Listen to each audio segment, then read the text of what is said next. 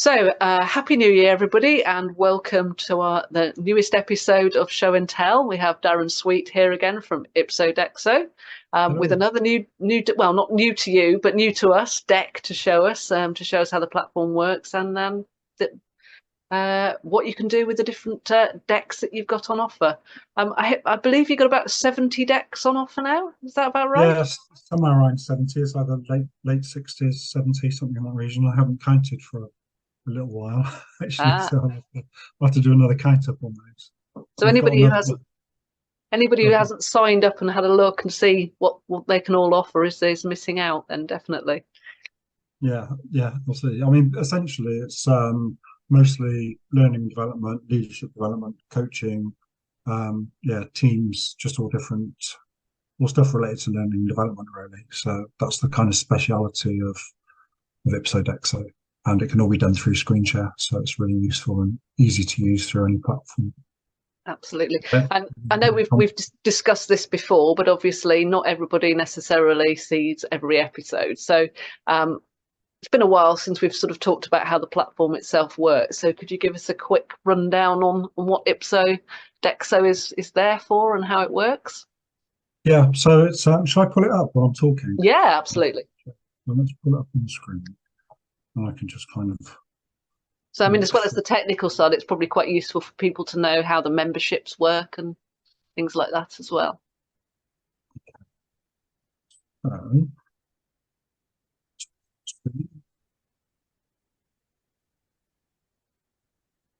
Okay, so this is the platform itself, but essentially the platform has been created to create,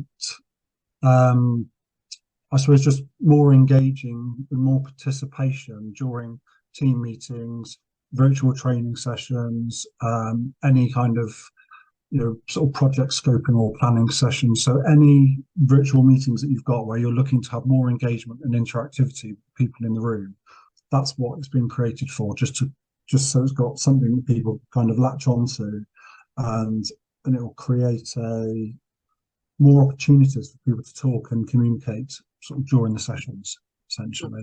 That makes sense. Yeah, and presumably that can be used as we're about to use it, where we're remote from each other. You could use it for remote sessions, but I imagine you could also use it for face-to-face sessions where you could put it onto a screen at the front of a classroom or something. Yeah, so it's dead easy in that respect. There are 4 membership levels.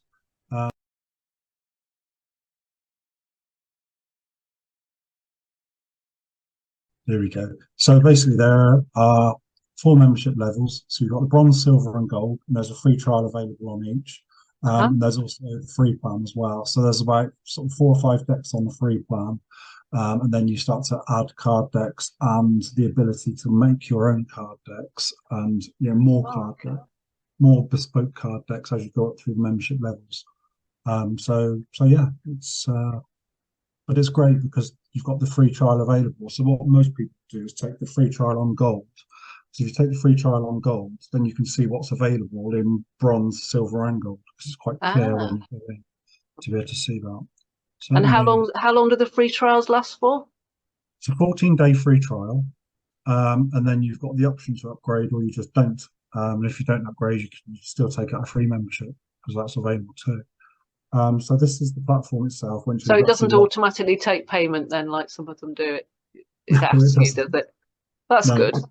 That's very reassuring for people, because I'm sure we've all fallen foul of that before. Yeah, I personally don't like the idea of that myself, and I fall for it too. I wouldn't do that to people. No. But yeah, so essentially you take out whatever membership level and you log into the app and you come up to the dashboard page, and the main 2 buttons that you would be using on here is either Deck Builder to build your own decks, or Deck Library to access the decks that are already on there, as well as your own decks if you've already built them. When you go into the Deck Library, you are faced with this screen and it puts the decks in a certain order. So because I'm the editor, these are sort of listed as my decks, but if anybody's created their own decks, they'll be at the top with the diagonal banner saying my decks. I remember those two. We looked at those before Christmas, didn't we? Great Christmas debate and the festive sliding tile puzzle, which is if anybody wants to go back and have a look at those, It's obviously in the archive of our show and tells. It is indeed. So we've got the My Decks, and then you would scroll down and you see the free decks that are available, and then down a bit further into the additional bronze decks, because this is the gold membership, so you can see them all, and then you can see the silver decks, and then all the gold ones that have been added. Obviously, there's quite a few in the gold range here. Yeah. And then if you want to know anything about the decks, it has a summary here, just to tell you what the decks are for. So you can just have a scroll through there. And a user guide for each of the decks that just tells you how to use them there. So can you, if you were on, say, the free trial, could you look at the information about the gold decks? On the free trial, if you take the gold free not on the trial, free membership, because obviously on the free trial you would be able to look at everything, wouldn't you? So what I'm trying to get at is, can you look at information about stuff that isn't available to you on whatever level you're on, to sort of see if you not in the completely free forever membership, but I am planning to add a page onto the actual website that's going to have a video or different videos of almost every single card deck, so you can see them. So that'll be there, and I'll mark on each one at the start of the video which membership level it's on. So that will be available soon as well. I just have to record and edit all the videos. So I'm on about 15 at the moment. It does take time to do. Yeah. So the deck that we're going to use today is called Risky Business.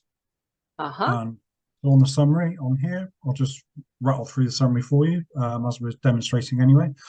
So this one is essentially to enable facilitators and leaders to pick through a specific business objective that they're actually thinking of developing sort of into their business, and evaluate any inherent risks that actually may come with that.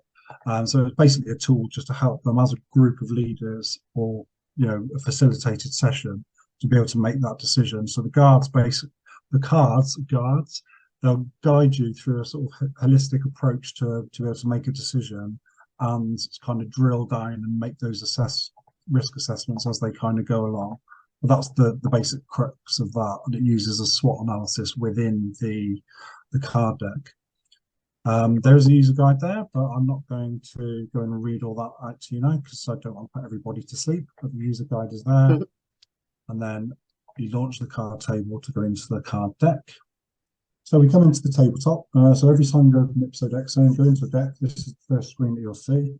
And you'll see on the right-hand side, all the cards are currently grayed out because none of the stacks are active. If you want to make a stack active so you can use it, you would click on the stack bar. And then the stack goes into color, and then you can operate from there. You can flip the cards on the stack. And you can have up to 4 stacks of cards within an Ipsodeckso card table, which is actually really quite useful. And if you build your own, you can build them with up to 4 stacks as well. All of the cards are 2-sided, and you can either make all of the sides unique as you bring your templates in when you're building them, or you can actually have a uniform cover on all of your cards with kind of one click when you're building your deck. So it's entirely up to you. It gives that flexibility when you're creating them, because you allocate the covers to the stacks if you want to do that. But we can look at that another day to go into more detail. Cool. So this particular one, we're looking at if you want to make a big change in your business and you actually want to look closely and kind of really dig into that. So what I'm going to do first is I'm going to pull off the starter card. Let's enlarge it as well. I'm just going into the Zoom banner, I'm just going into full screen mode. Then I'm just going to pull out some of the setup cards ready for using them in a moment. Okay. Just drop these over to the bottom. So that's just those cards just to remind people what the meanings behind the SWOT analysis are, yeah?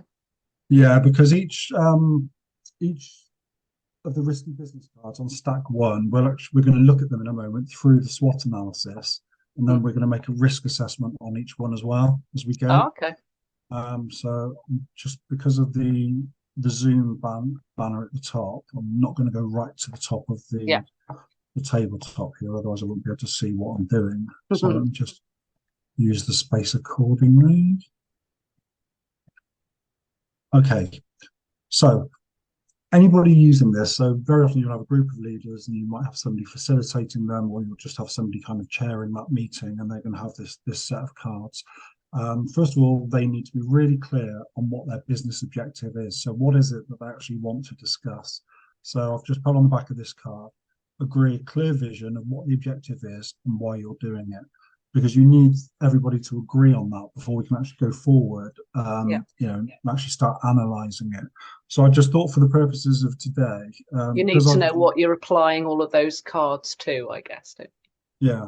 So I was thinking today, because very, very often this is going to be related to sort of some quite big business changes that you could potentially do. And in my history, I've worked in housing associations. So I was thinking, for this one, if we were to imagine that we were like the executive group for maybe a big housing association in Birmingham, and the objective that they're thinking about is to expand into London by buying, say, a big plot of land that they could build, say, about 300 houses on. So I was just thinking of something like that as an idea that we could actually then apply these cards to as we go along. Oh, I'm feeling a massive weight of responsibility on me now. 300 homes. I mean, that's a lot of people that we could. I wasn't expecting to have this level of sort of pressure this evening. That's essentially, it's make that decision on what that objective is. So we know we've decided on the objective. So I'm going to keep the objective card over here to the side in case we want to kind of refer back to it. So our objective is to expand our operations into London. Yeah, so we're based in Birmingham. We're thinking of expanding into London, and we've seen a big plot of land in London that we could potentially buy, that we could build 300 houses onto. So then we want to start kind of analysing, well, what could that potentially look like? And we want to pick into some of the kind of finer details in different areas of the business, essentially. So first of all, we might start thinking about our business strategy. So I'm going to bring that out first. And then it just gives a bit of kind of advice around that on the card. So, what's that going to look like in terms of alignment? So our strategy aligning to the business objective. So, how does that fit with our organizational purpose and values and the wider strategy? So this is basically to bring on a conversation between the group of leaders that are discussing this, is to how does having a plot of land in London with 300 houses fit with our strategy? And a lot of housing associations might have strategies. For example, if this one was based in Birmingham, they might be thinking, well, our strategy is to actually expand within the Midlands, which is our kind of core area where our customers and services are based. So how does that align with our strategy? Or we might have values that are around providing housing in areas where there is greatest need, so that might then align, exactly, depending on which part of London we were looking at expanding into. So that might be very, very sort of what's the word I want, congruent with our values or our wider strategy. So all those kinds of conversations, I guess. Exactly. And the SWOT analysis is really to help guide them through that. So when they're actually thinking about the strengths within their strategy, they can start thinking about how did the strengths within the strategy lend themselves to the objective that they were just discussing, that they just come up with a sort of clear identity on what that objective is. So they have a conversation from a strengths perspective. So the strengths within the business area and within the strategy, essentially, and how does that help to increase the likelihood of success for that particular business objective? Have a look at the weaknesses. So weaknesses within businesses, within the business linked to the strategy, and how does that kind of fit, within that objective, and the opportunities and the threats. So once they've had that conversation, somebody would obviously be keeping notes so they can have a good idea of what's come up in that discussion point. And then from a strategic perspective, then they can start having to think about, well, what level of risk does that pose to our business strategy if we're going to make this business change? And normally when you're assessing risk, you would assess risk in 3 different areas. You would have the minor risk, the moderate risk, and the severe risk. Yeah. So if you're looking at a minor risk, it normally means it's quite unlikely to happen, and the consequences of it happening are normally going to be quite low or sort of to medium level. So those are the 2 factors that you would consider when you're thinking about the risk level if it's going to be a minor risk. If it's going to be a moderate risk, then actually it could happen and the consequences are sort of medium to the business. So we know that's somewhere in between. And then if it's a severe risk, it's highly likely to happen and the consequences for the business are medium to high. So it may be that we've had a conversation about this and we've actually thought, well, our strategy is based on, providing low-cost housing in the Midlands area. So we know that there's a certainty if we buy that plot of land in London and build there, it's going to be quite away from the strategy. And what was it you were saying potentially about the values just now, Sarah? Oh, so I was sort of saying, if your values might be something like providing housing where there is greatest need or something like that, then it would obviously be quite congruent. So is it fair to say, so I'm looking at the cards that are on the table at the moment, is it fair to say that what you're kind of doing is you're sort of expanding the threats aspect of the SWOT analysis by having this risk conversation? Yeah, so essentially we're looking at the SWOT analysis and then we're actually making the decision based on the SWOT analysis as to where it would sit within those risk factors. So you make your decision. So we might have decided actually this one's quite high risk because it doesn't fit within our strategy at all. Yeah. So we're just going to pop that there. I just gave the risk card a little wiggle so I can just dump it underneath for now. Yeah. And then you've got these other areas of the business to potentially look at. These can come off in any order. I just often think that the strategy is always a good one to start with. Yeah. So I've got a question with so do you have with your decks, if you've got a deck like this which is around working through a sort of a set of discussions, do you have sort of suggested guidance or a framework through to sort of help people to have these discussions or record the conversations, or is that kind of up to the facilitator?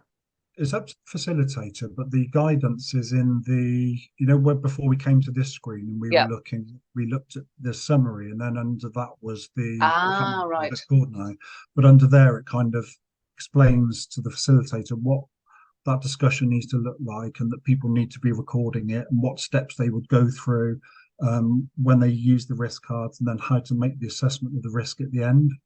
Okay. That's really useful sort of resource then for people who so it guides through step by step. So I would have basically sat down in advance when I created the deck and literally gone through step by step and put all that guidance in there.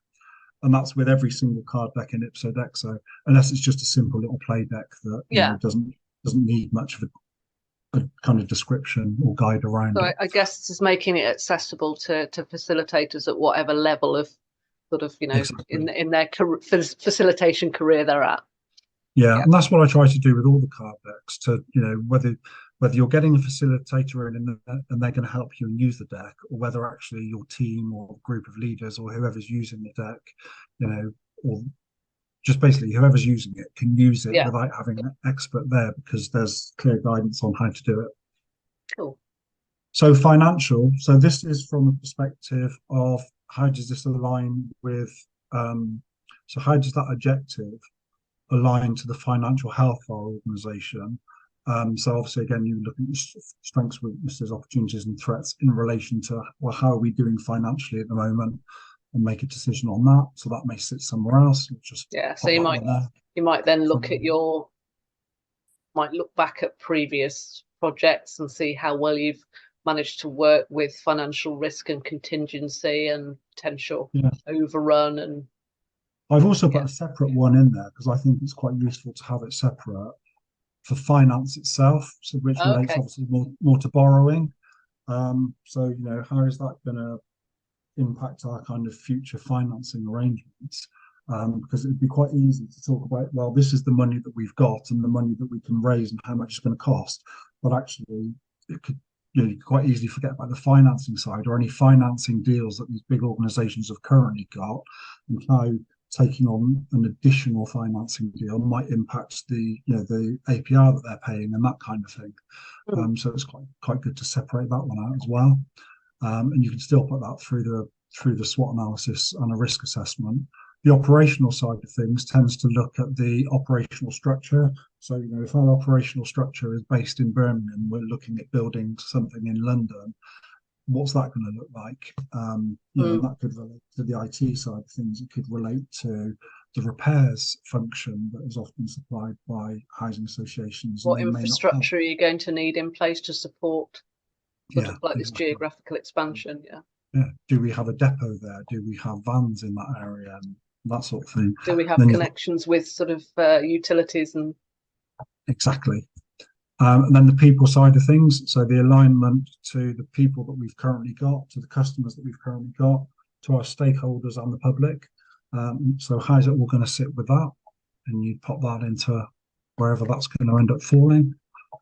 So it's just making sure really that we're having a really good look at kind of every area of the business. Thorough wash up.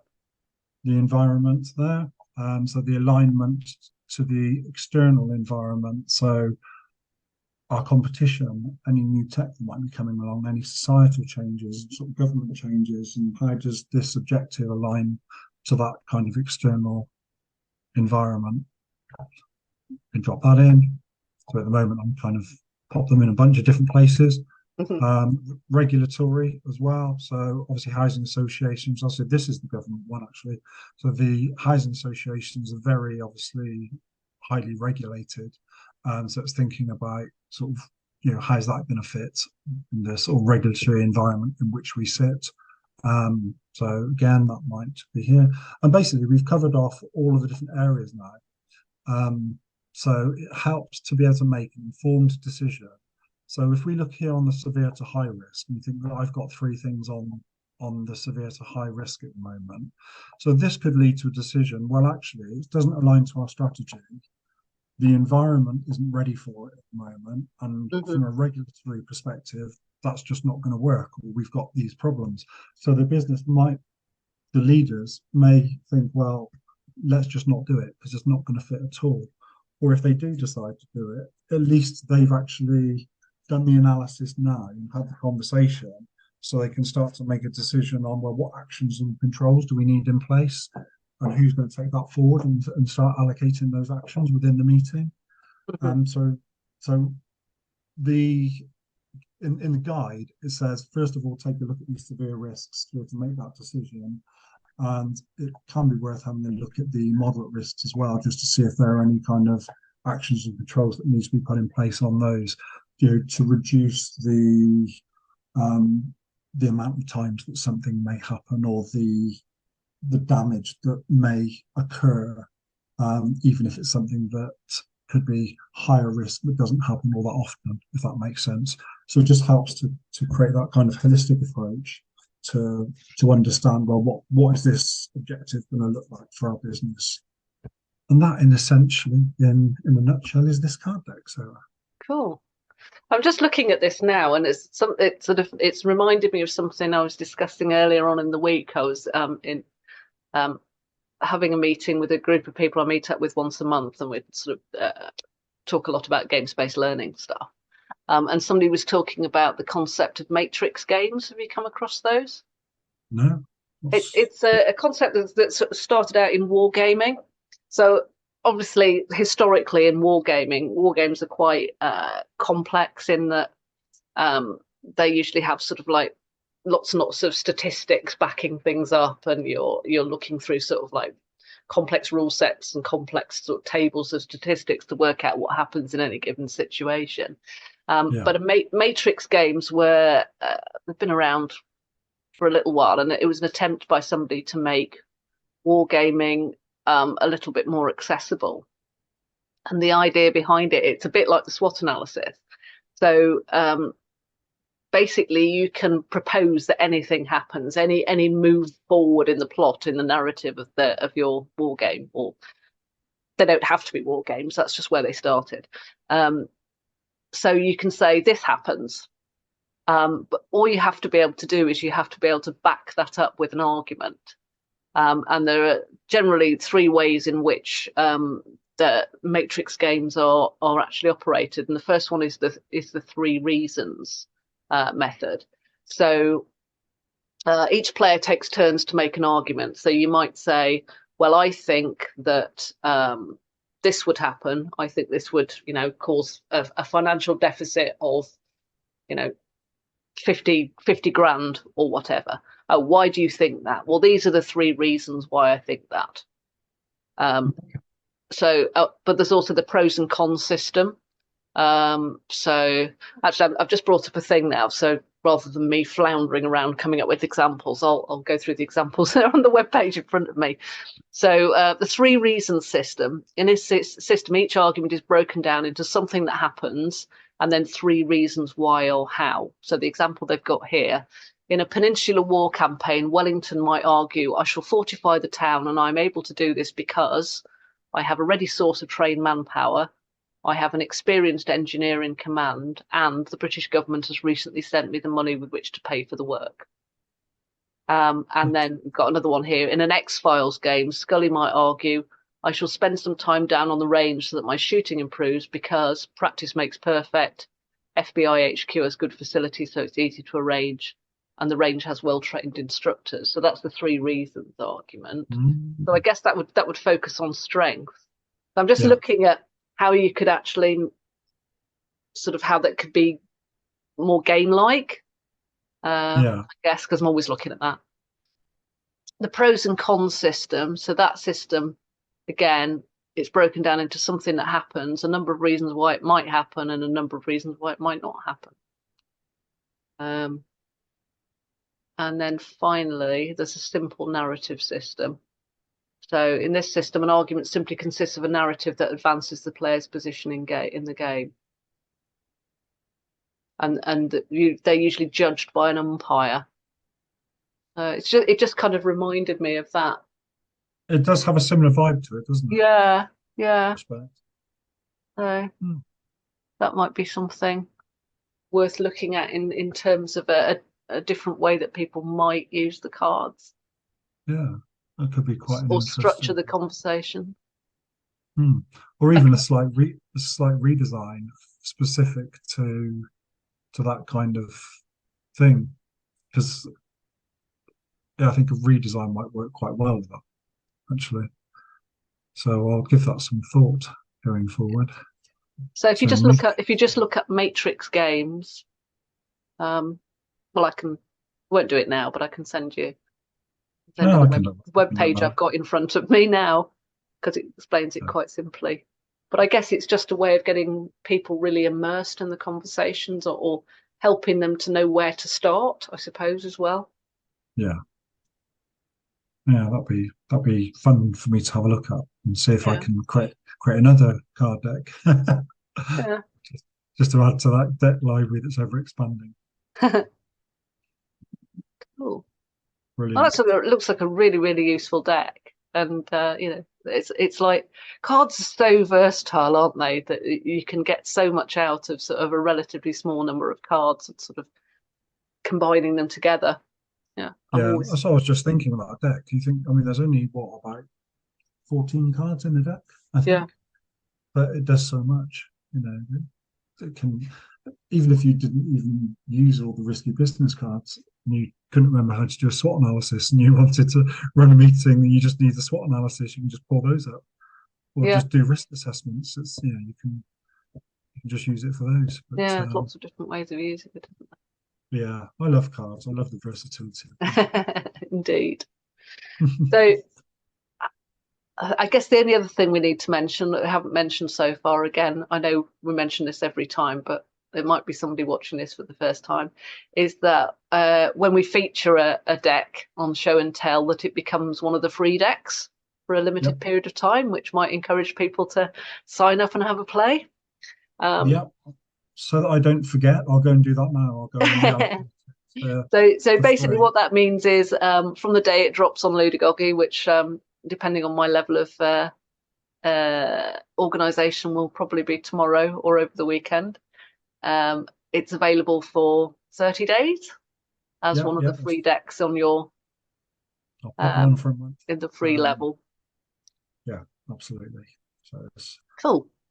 Yeah, you can go on and have a play, and even within that free membership, you've got sort of 4 or 5 other decks as well that you can have a play with at the same time. So.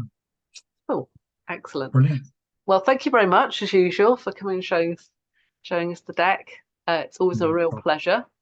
Awesome. So yeah, thanks so much for having me, Sarah. I do appreciate it. Always and we'll see you again next month. Yeah, absolutely. See you soon, Darren. Take Bye. care. Bye bye.